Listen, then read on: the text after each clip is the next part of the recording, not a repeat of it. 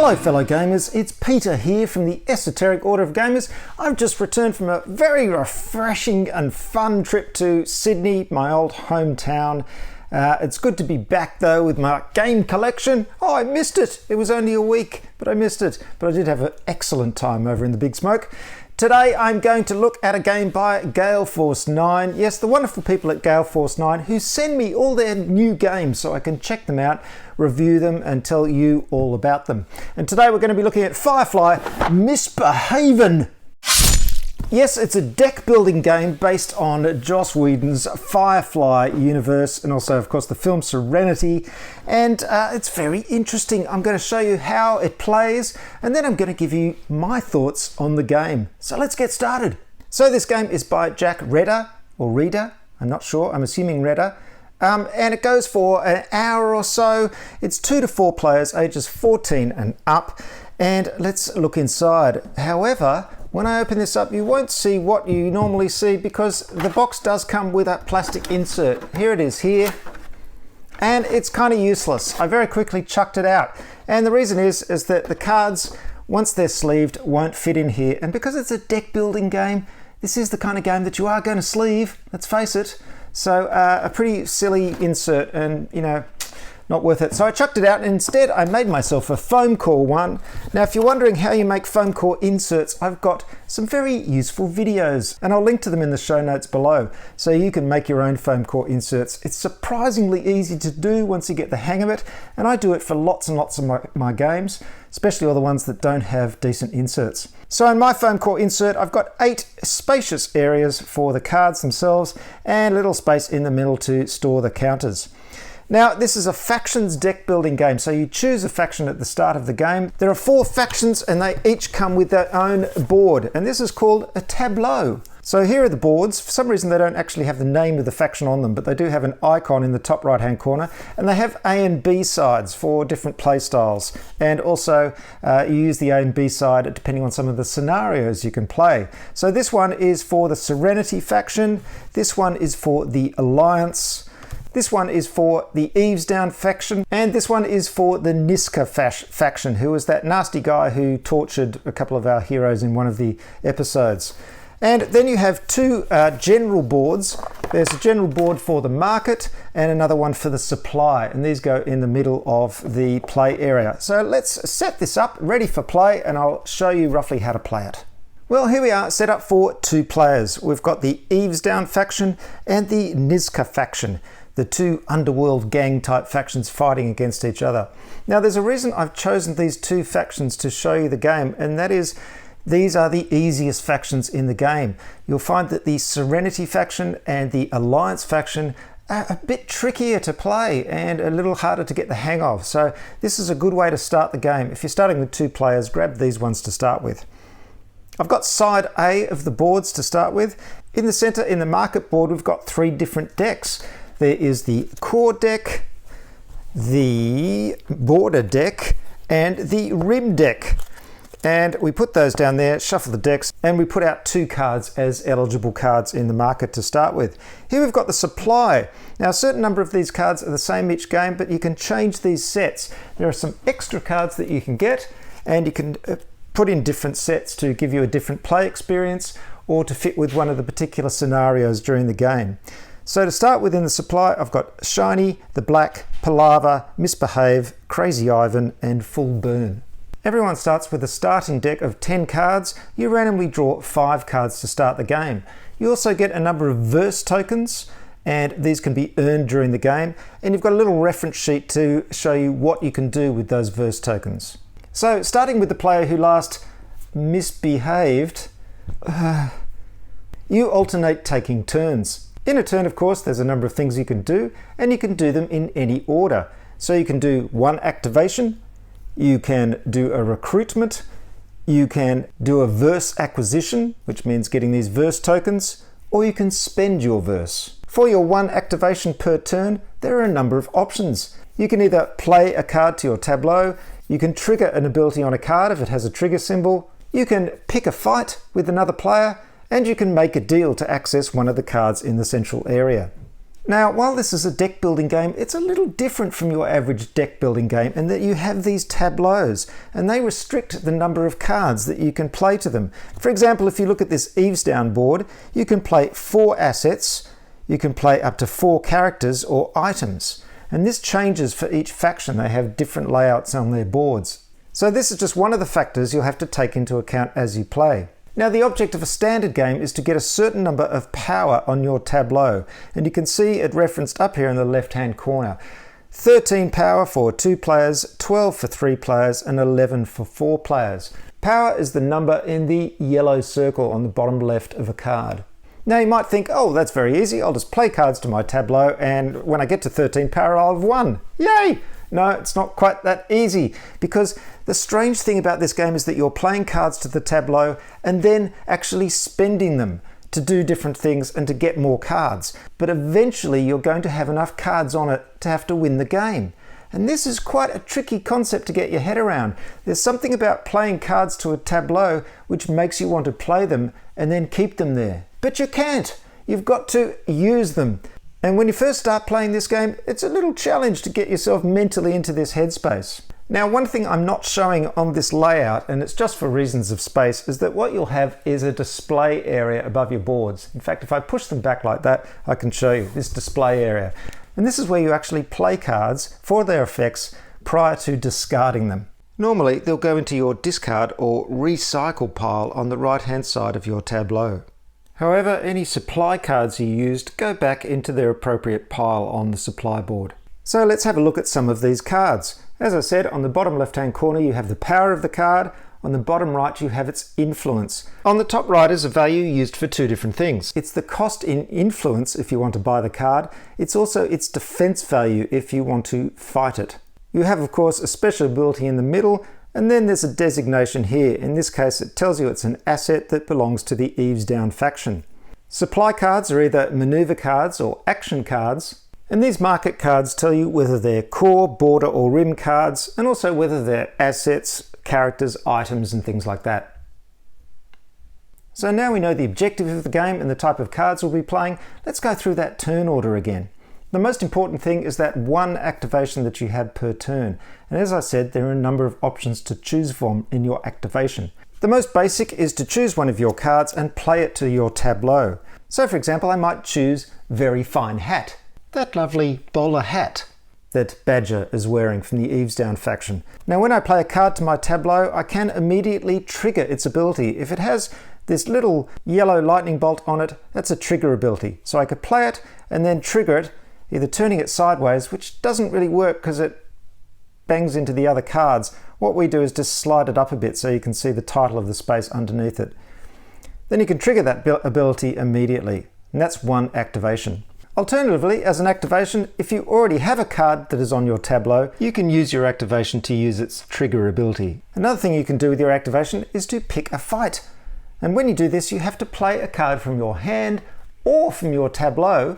So you could choose a card from your hand, say, and play it to your display area. And it has to have a fight icon on it. So you could play that up there. It's got a fight with a power of 2. And then you can add extra cards either from your hand or even from your tableau, taking them from your tableau, putting them in your display area and adding up the power of the fight. You also choose, of course, a card on an opponent's tableau to be the target of the fight. And you choose what type of fight it is. You can nab or dispatch. The object of nab is to steal your opponent's card and put it into your hand. The object of dispatch is to get the opponent's card off their tableau and into their discard pile. So of course you can see that dispatching an opponent's card is not quite as horrible as nabbing it. So your opponent may not want to put their resources into stopping you just dispatching a card. But if you want to nab a card, they might want to fight really hard to stop you doing it. Once I've put down my fight cards, the opponent gets to put down their fight cards. And they can use any of the other cards on their tableau with a fight symbol or any of the cards in their hand with a fight symbol. For example, my opponent here might want to put down a couple of mercenaries. Now the thing to remember here is that the targeted card uses its cost as its defense value, not its power. However, cards that you add to the targeted card add their power. So in this case, the defender's total defense value will be 4 + 1 + 1 for 6. so the attacker is going to lose.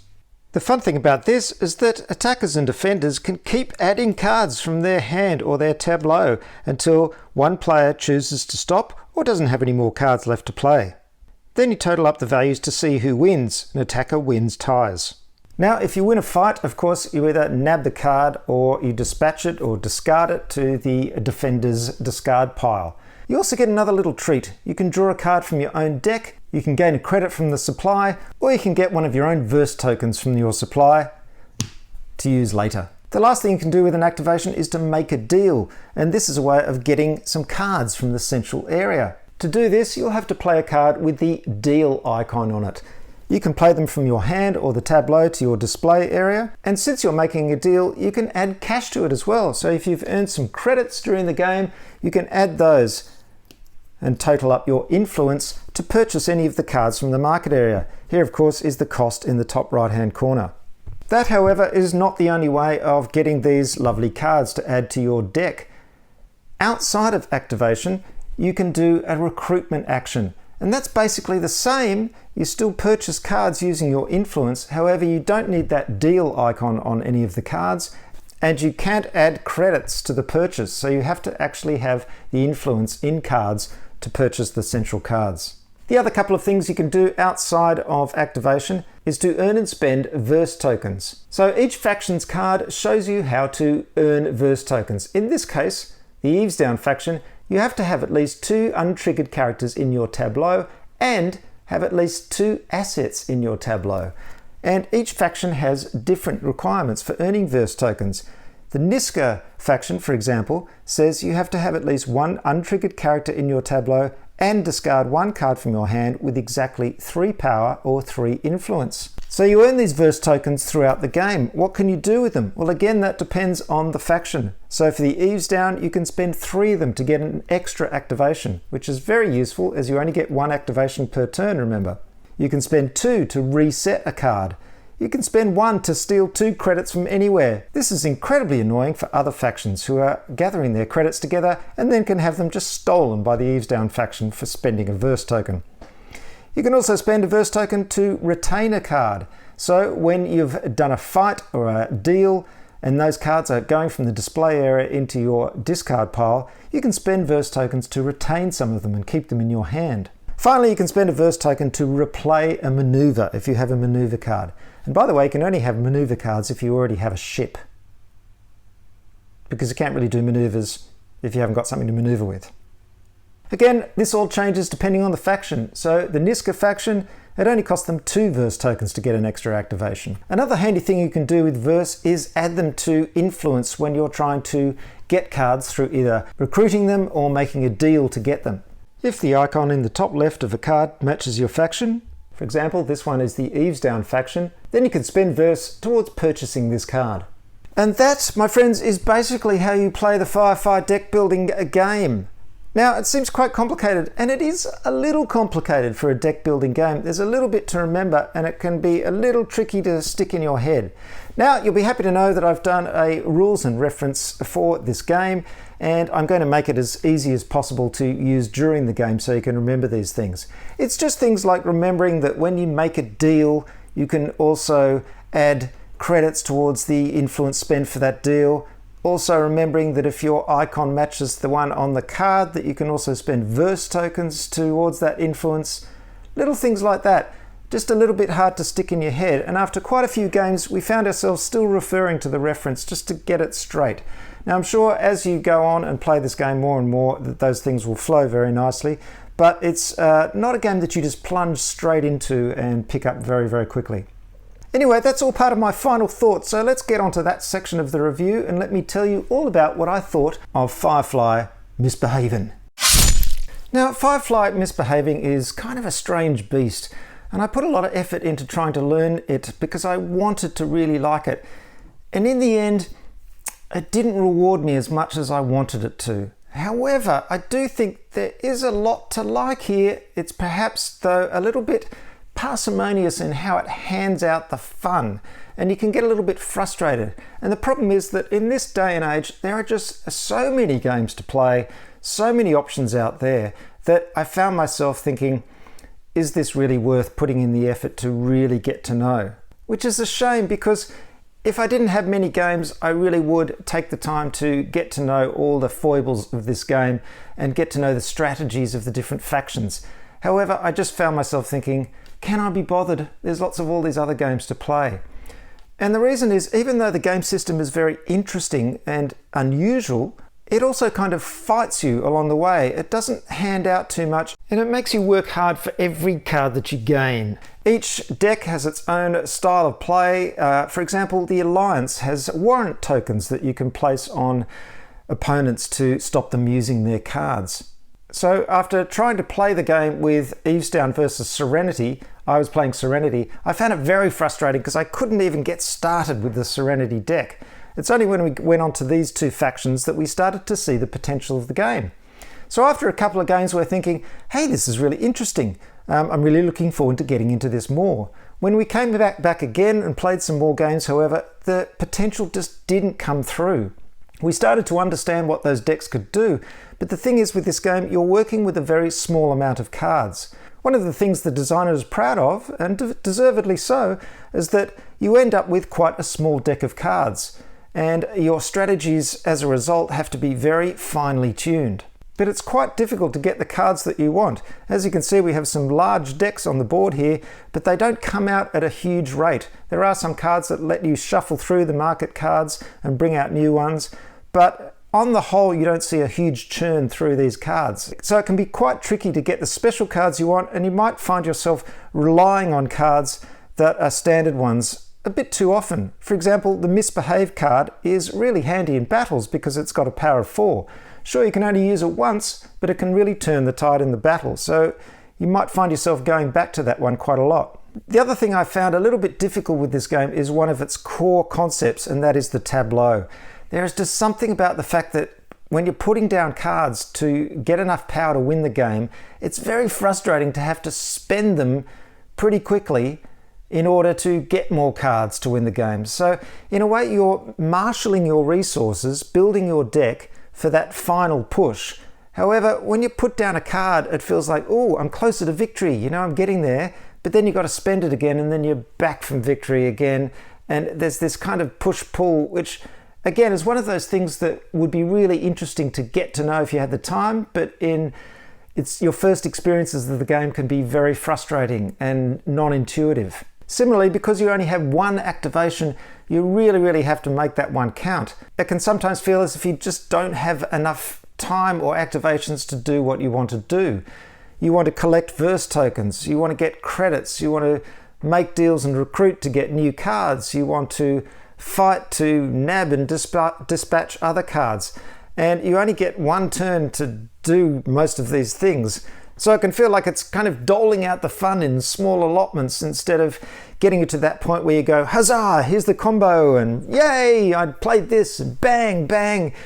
It doesn't have that kind of excitement and fun and sense of achievement that I'd like. In fact, it feels like it's kind of a mental struggle, and it's fighting you, and if you win, you're really clever, but did you have fun? The other problem I have is the end of the game, which usually comes when one of the players says, I've got 13 power on my board, so I'm going to win next turn, and the other player goes, I didn't realize I wasn't looking at your board closely enough, I was looking at what I was doing, and now I've got to desperately try and stop you to get rid of some of the power off your board so you don't win next turn.